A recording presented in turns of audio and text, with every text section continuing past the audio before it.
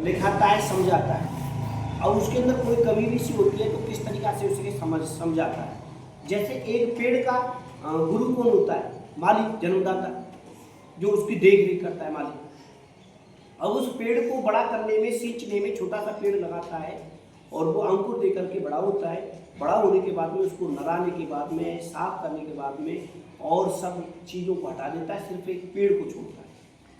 ध्यान देना, पास पड़ोस में जो उस पेड़ के ओर पास घास वगैरह वगैरह और कोई चीज़ें उपजती हैं वो सब खराब होती है, तो उसे संगत से बचाने के लिए सिर्फ पेड़ को बड़ा करता है। पेड़ छोटी होती है उस टाइम, तो उसे लोग, वैसे लोग जो खराब लोग होते हैं, खराब संगत के लोग होते हैं, बुरी सोच के होते हैं, बुरे लोग होते हैं, तो वो जल्दी बढ़ते हैं और उसे दाब लेते हैं, उसे बढ़ने नहीं देते। तो उसको फिर क्या करता है, वो पिता का फर्ज निभाता है। कौन? माली। माली अपने बच्चे की तरह उस पेड़ को पालता है। उस पेड़ के ओर पास से हटा देगा सब कचरे, हटाने के बाद में उस पेड़ को छोड़ता है। उसके ओर पास अच्छी अच्छी चीजें खाद और वो रखता है कि जिससे कि बड़ा हो। तब वो थोड़ा बड़ा होता है, उसकी बराबर में फिर कोई और पेड़ आता है, उसको भी छांट देता है, अलग हटा देता है कि तू सिंगल चल, तुझे सबसे दूर रहना है।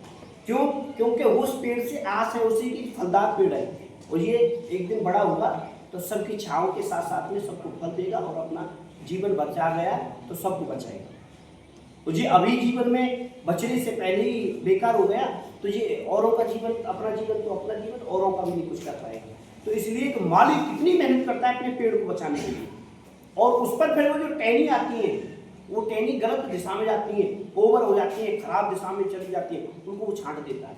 फिर कहता है सही दिशा में चल, सीधा चल, टेढ़ा जा रहा है, उस टहनी को काट देता है। ऐसी बेटी बेटा के अंदर जो गलत दिशाएं प्रकट होती हैं, गलत मनन होता है, दिल और दिमाग में आती हैं, उन बातों को वो छांट दे देते हैं अपनी बातों से, अपने डांट से, अपने प्रक्रिया के मंत्रों से। जैसे भी वो मंत्र क्या है, प्यार के, वो माँ के द्वारा, पिता के द्वारा, दादी बाबा के द्वारा, गुरु के द्वारा, वो उस बच्चे को बड़े दिमाग और दिल से पालते हैं। जैसे माली ने पेड़ को पाला, जब पेड़ बड़ा हो जाता है, समझदार हो जाता है, फल देने लग जाता है, अपनी रक्षा, अपनी सुरक्षा स्वयं करने लग जाता है। ऐसे ही बेटा बेटी को माँ बाप का दायित्व होता है। अच्छे माँ बाप अपने बेटी बेटा को पेड़ की तरह सींचते हैं, तब वो बड़ा हो जाता है, सब कुछ हो जाता है, तो वो फल देने के और अपना सुझाव, अपना सही और गलत का निर्णय लेने लग जाता है।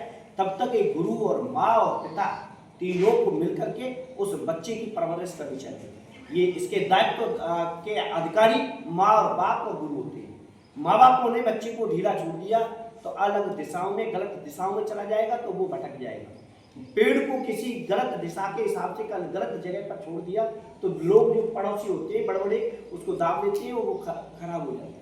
इसी प्रकार से जीवन को खराब ना होने दें, इसके दायित्व के अधिकारी कौन होते हैं? माँ बाप, गुरु। अपने बेटी बेटा को बचपन से ही सींचे, सही दिशा में, गलत दिशा से बचाने का अधिकार तीनों का है। तो बच्चे भी, आप लोग बुरा ना माने, आपके माँ बाप आप पर कठोर विचारों के साथ में जीवन में यापन करते हैं तो वो आपकी दिशा के लिए सही प्रयोग करते हैं। ठीक है बेटा, इस बात को समझने की कोशिश करें।